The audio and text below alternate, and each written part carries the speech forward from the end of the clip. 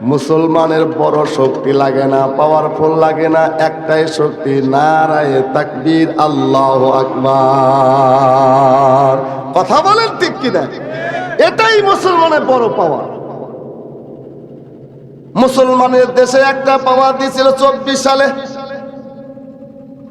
কিছু নওজোয়ান, কিছু নতুন জনের নওজোয়ান তারা হকের পক্ষে এসে তাকবীর দিছে।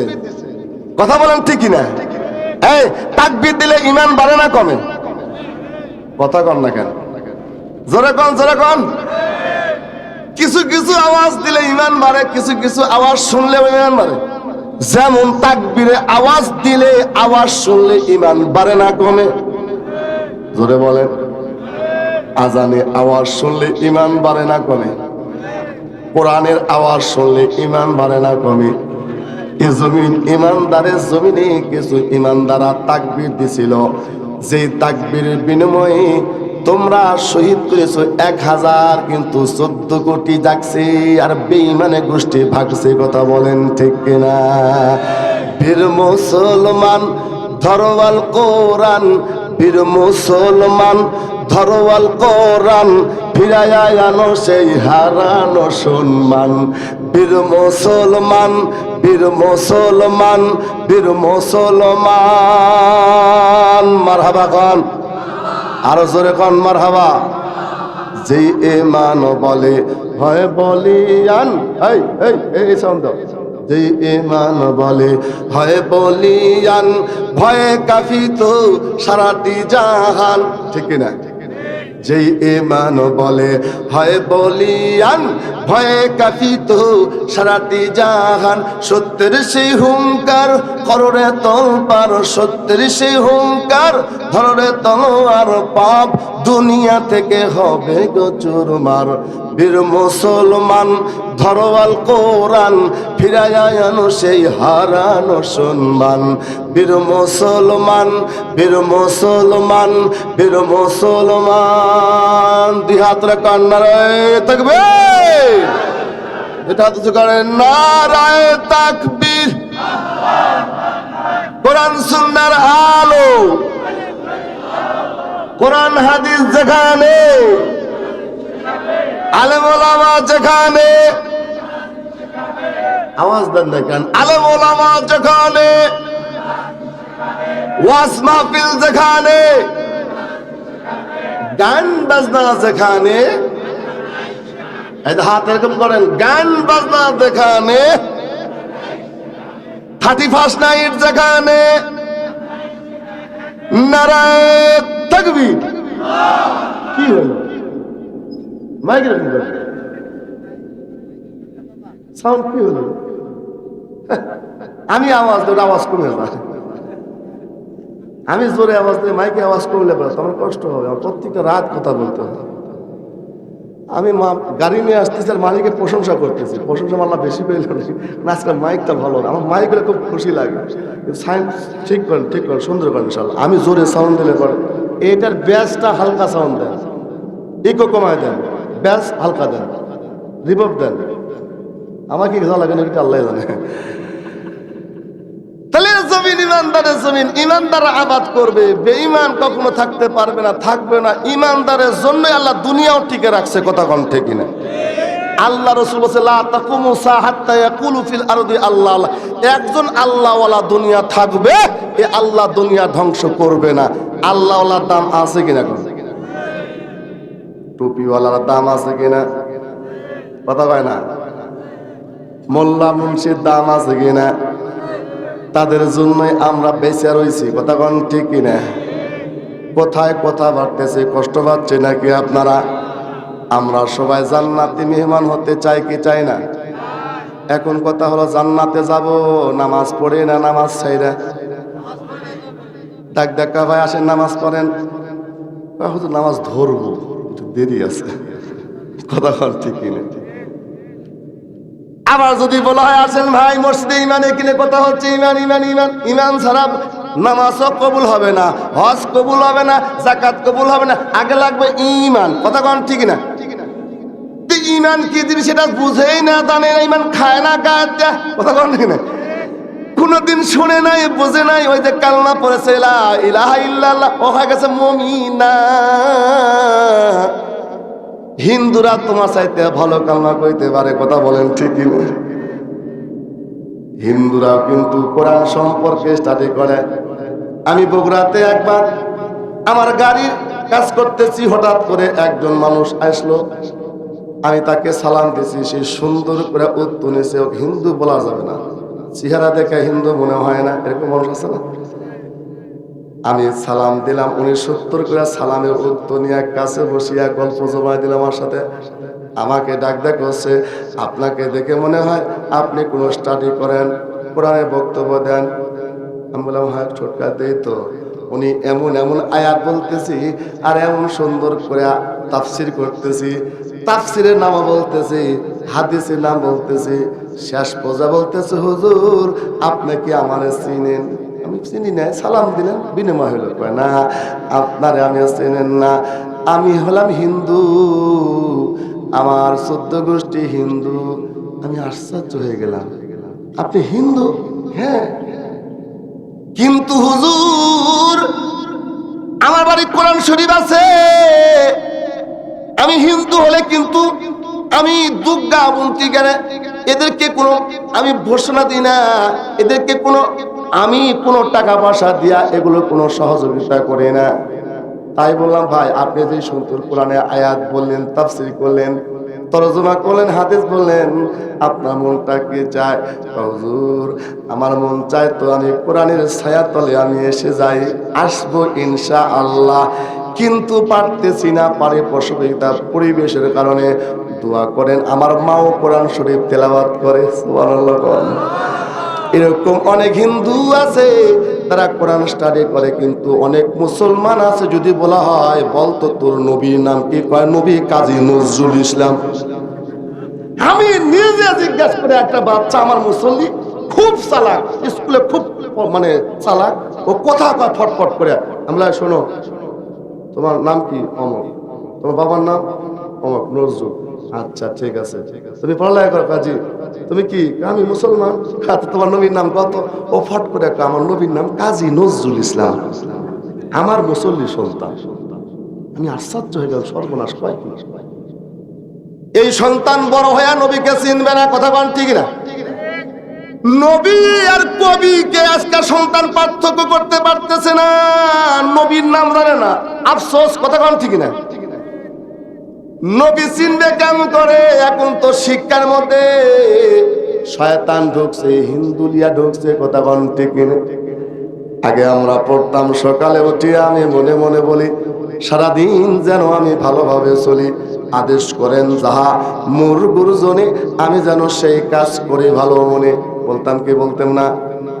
আমরা সুন্দর করে পড়তাম, শুধু পড়তাম না, সকালবেলা মা নানি ঘুম থেকে জায়গায় দিয়ে বলতো আগে মসজিদের মক্তবে পড়বি, তারপরে 9টা 10টার স্কুলে যাবি, কথা বলতে কিনা? কিন্তু আজকে মক্তব বন্ধ হয়ে গেছে, সকালবেলা মক্তবের কোরআনে আওয়াজ নাই, কেজি আর বেজির শ্রেণী, কথা কোন ঠিক কিনা? ঘুম থেকে উঠা সন্তানকে কেজিতে নিয়ে যায়, ওই সন্তান ইসলাম জানে না, ধর্ম জানে না, নবী জানে না, ওকে কে নিয়েই তো নাস্তিক বানায়, কথা বলেন ঠিক কিনা? এই জন্য মুসলমান গভীর করে মনোযোগ দেন। সন্তান বড় নিয়ামত, বড় নিয়ামত, সন্তান সন্ততি বড় নিয়ামত। দুনিয়া যত নিয়ামত আপনি পাইছেন, টাকা পয়সা, এর মধ্যে সবচেয়ে বড় নিয়ামত সন্তান সন্ততি। এটা যারা নাই সে বুঝতে পারে। জিজ্ঞাসা করবেন তোমার টাকা পয়সা সব আছে, বাড়ি গাড়ি কি অভাব আছে? অসুখ হয় না, আমার টাকা পয়সা দরকার নাই, আমার আল্লাহ এটা সন্তান দিত, কথা বল ঠিক কিনা? কিন্তু সন্তানটা যদি ঈমানওয়ালা হয়, সন্তান যদি আল্লাহওয়ালা হয়, ওই বাবা মার জন্য আল্লাহ সফলতা দান করে। কারণ বাবা যদি মারা যায়, মা যদি মারা যায়, নেক সন্তান দোয়া করবি, আওলাদিন সলিহিন ইয়াদাউলাহু, নেক সন্তান দোয়া করবি, আব্বা আমার কবরে আল্লাহ পাক সওয়াব দিয়া কবরের আযাব মাফ করে দিবি। জান্নাত হলো শান্তির জায়গা, সুখের জায়গা। আচ্ছা আকিক বলে জান্নাত আছে কি নাই? এক কথা কন, কথা কন। হ্যাঁ, এটা বিশ্বাস নিয়ে আসতে হবে, নাই তো জান্নাতের ওয়াজ করে লাভ হইব না। কতক্ষণ ঠিক না? জাহান্নাম আছে কিনা বলেন? জান্নাত হলো চির শান্তির জায়গা। জান্নাতের মধ্যে কোনো অশান্তি নাই। আল্লাহু আকবার বলেন। জান্নাতের মধ্যে মধুর নহর আছে, পানির নহর আছে, দুধের নহর আছে। জান্নাতি নিয়ামত কেমন, বা জান্নাতের নিয়ামত, জান্নাতের একটা উপমা দেয় আল্লাহ রসুল সরকার। এরকম করে জোহর নামাজ পড়ে, নামাজে মুসল্লায় ইমামতি করে বসে রয়েছে। নবী ওখান থেকে উঠে না। জোহর থেকে নিয়ে আসর পর্যন্ত নবী নামাজের মুসল্লায় বসে রয়েছে। সাহাবারাও তো ওঠে না। সাহাবারা তো নবীর এতাওয়াত করে। কথা বলেন ঠিক না? নবী জোহরের নামাজ সালাম ফিরা বসে রয়েছে তো রয়েছে, সাহাবীরাও বসে রয়েছে। নবীও ওঠে না, সাহাবীরা ওঠে না। হঠাৎ করে নবীর তারা সামনে দৌড় মারছে, আবার দৌড়ে পিছে চলে আসছে, বসে পড়ছে। এবার সাহাবীরা জিজ্ঞাসা করে, আল্লাহর নবী গো, জোহরের নামাজে সালাম ফেরা পরে আপনার এতাওয়াত করতেছি, আপনি ওঠেন না, আমরা উঠি না নবী। কিন্তু দেখলাম আপনি হঠাৎ করে সামনে দৌড়িয়ে গেলেন, আবার পিছনে চলে আসলেন, বসে পড়লেন। আপনার এই ঘটনাটা কেমনে হলো আমরা একটু জানতে চাই। কি জন্য বসেছিলেন, কি জন্য সামনে গেলেন, পিছনে আসলেন? আমার নবীজি ডাক ডাক সাহাবীরা রে, জোহরের নামাজ পড়ে সালাম যখন ফিরেছিলাম, আমার আল্লাহ পাক আমাকে জান্নাতের ভিডিও লাইভ আমার সামনে তুলে ধরেছিল। আল্লাহু আকবার, জোরে করে আল্লাহু আকবার। আল্লাহ পাক জান্নাতের ভিডিও লাইভ আমাকে দেখাচ্ছিল। আমার সামনে জান্নাতের নিয়ামত এগুলো দেখাচ্ছে, আমি দেখতেছি। হঠাৎ করে আমার সামনে একটা আঙ্গুরের থোকা নিয়ে আসছে, আর আমি ওই আঙ্গুরের থোকাটা ধরার জন্য সামনে দৌড় মারছি। সুবহানাল্লাহ। ও আমার সাহাবা, ওই একটা আঙ্গুরের থোকা যদি আমার হাতের মধ্যে জান্নাতি দিত, কিয়ামত পর্যন্ত আমার উম্মত এই আঙ্গুরের থোকা থেকে ফল খায়া ফুরাইতে পারতো না। কিন্তু আঙ্গুরের থোকা টানতে গেছি, হঠাৎ করে দেখি আগুন দাউ দাউ করে জ্বলতেছে। আবার আমি পিছনে চলে আসলাম। আমার নবীকে মাঝে মাঝে আল্লাহ পাক জান্নাতের নিয়ামত দেখাইছেন, জাহান্নামের কঠিন আযাব দেখাইছেন। কি কি কর্ম করলে জাহান্নামের আযাব পাবি, কি কি নেক আমল করলে জান্নাতে পাওয়া যাবে। কথা বলেন ঠিক কিনা? আল্লাহর নবী ডাক ডাক কয়, আল কাইসু মান দানা নাফসাহু ওয়া আমিলা লিমা বাদাল মাউত ওয়াল আজিজু মান আতবা নাফসাহু হাওয়াহা ওয়া তামান্না আলাল্লাহ আও কামা ক্বালা আলাইহিস সালাতু ওয়াস সালাম। বলে চালাক ব্যক্তি সে যে নফসের উল্টা চলে। নফস শুধু দুনিয়ার মধ্যে মজা থাকতে চায়, নফসের উল্টা করে, এমন কাজ করে যেই কাজটা দুনিয়া থেকে হায়াতের পুঁজি পুরা পড়ো, কবরে শুয়া শুয়া কিয়ামত পর্যন্ত ফল খাইতে থাকে, সওয়াব পাইতে থাকে। এরা হলো চালাক। দুনিয়াতে হায়াতের জিন্দেগিতে এমন এমন কিছু কাজ করছে যে কাজটা মরে দেওয়ার পরে ইজা মাতাল ইনসান ইনকাতা আনহু আমলুহু, মানুষ যখন মরে যায় দুনিয়ার সব নেক আমল বন্ধ হয়ে যায়। কিন্তু তিনটা আমল করলে কবরে শুয়ে শুয়ে, এই তিনটা আমল জারি থাকলে আল্লাহ কবরে শুয়ে শুয়ে সওয়াব দেয়। সুবহানাল্লাহ বলেন। এক নম্বরে সাদকাতুন জারিয়া। এই যে মাদ্রাসা, এই যে মসজিদ, এই যে মাহফিল করছে, এটাও সাদকা জারিয়া। মাদ্রাসা নির্মাণ করবে, এটা সাদকা জারিয়া। মসজিদ নির্মাণ করছে, সাদকা জারিয়া। কিয়ামত পর্যন্ত সব পাইতেই থাকবে। সুবহানাল্লাহ। ইলমিন ইয়ানতাফাউ বিহিন নাস, ওই ইলম যে ইলমের দ্বারা মানুষ উপকৃত হয়। তিন নাম্বার আওলাদিন সালেহিন ইয়াদাউলাহু, নেক সন্তান যদি দুনিয়াতে কেউ রেখে যেতে পারে, ওই নেক সন্তান দোয়া করবে, নামাজ পড়বে, জিকির করবে, হজ করবে, যাকাত দিবি। নেক সন্তানের কিছু নেক আমলের পুঁজি আল্লাহ পাক আব্বা আম্মার কবরে দিয়া দিবি। জান্নাতের নিয়ামত কখনো ফুরাবে না। আল্লাহ পাক জান্নাত এবং জাহান্নামের মাঝখানে একটা জন্তু দুম্বার মতো করিয়া জবাই করে দিবে। আল্লাহ ডাক দিল, এই জান্নাতীরা তোমরা জান্নাতে চির সুখে থাকো, তোমাদের কখনো মরণ হবে না। সুবহানাল্লাহ বল। জাহান্নামীরা তোমরা জাহান্নামে থাকো, তোমাদের কখনো মরণ হবে না। জাহান্নামে কষ্ট আর কষ্ট, সুখ বলতে কিছু নাই।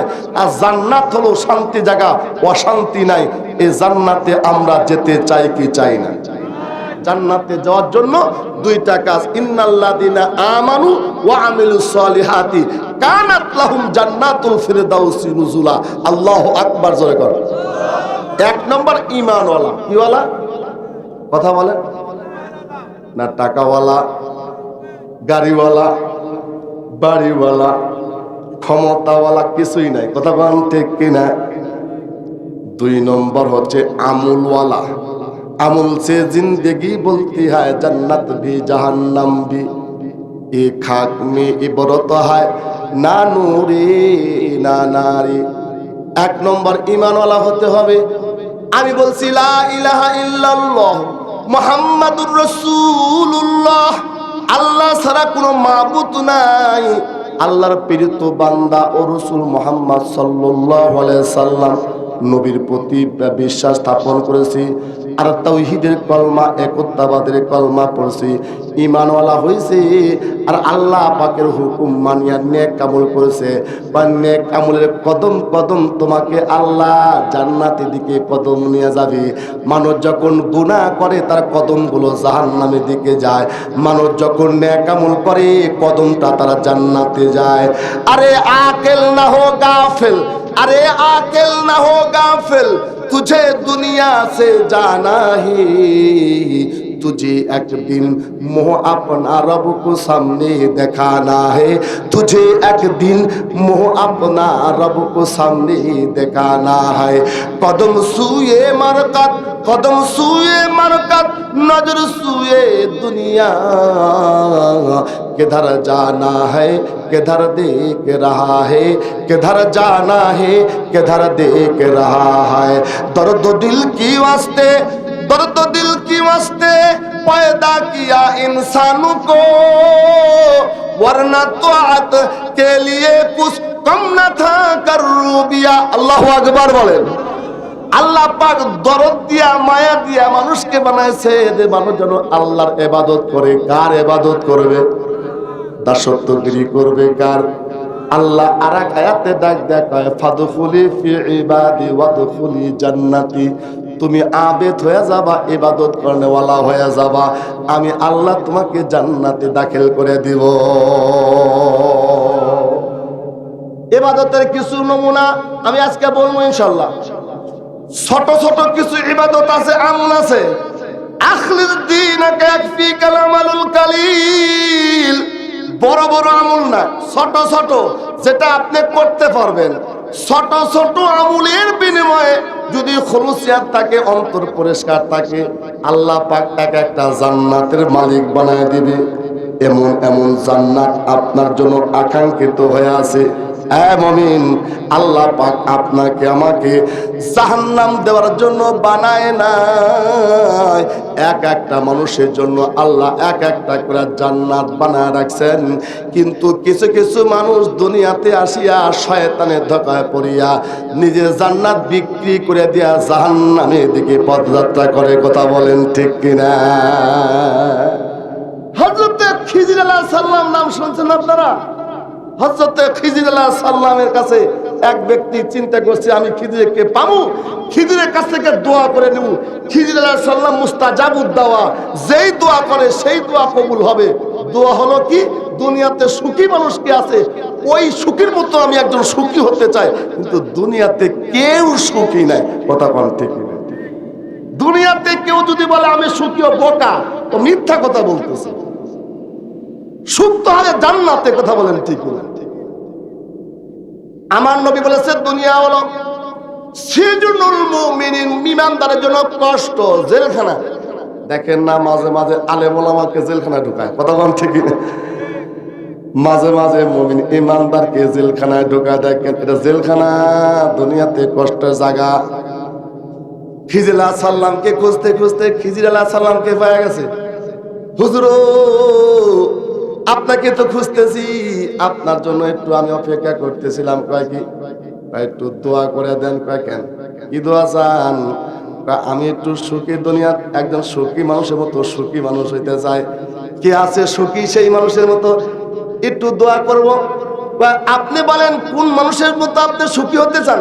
কিন্তু শুনেন, দুনিয়াতে কেউ সুখী না, দুনিয়াতে সুখ কেউ পাবে না। ঈমানদার মুমিনের ঠিকানা হবে জান্নাতের সুখ। মুমিন ইচ্ছা করলে সব কামায় টাকা খাইতে পারে না। কথা বলেন ঠিক কিনা?